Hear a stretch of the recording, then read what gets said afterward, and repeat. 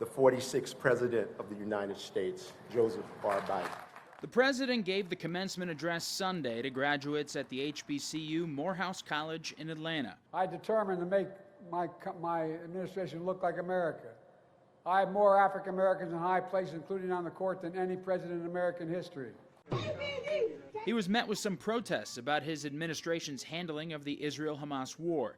The issue has engulfed college campuses for months. Some students gave him mixed reactions. If our guest star at commencement is the reason why we have to be so uptight that we would disavow our pledge to, making the world a better place and not allow people to protest and voice their opinions, then I think that's all the more reason that he shouldn't have been there in the first place.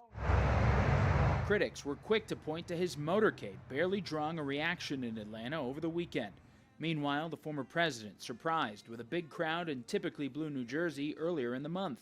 With thousands of proud, hard-working American patriots. While also saying in Minnesota over the weekend he can win the state that hasn't voted Republican in more than 50 years. I want to just start off by saying hello, Minnesota. This is a great state. We're going to win this state.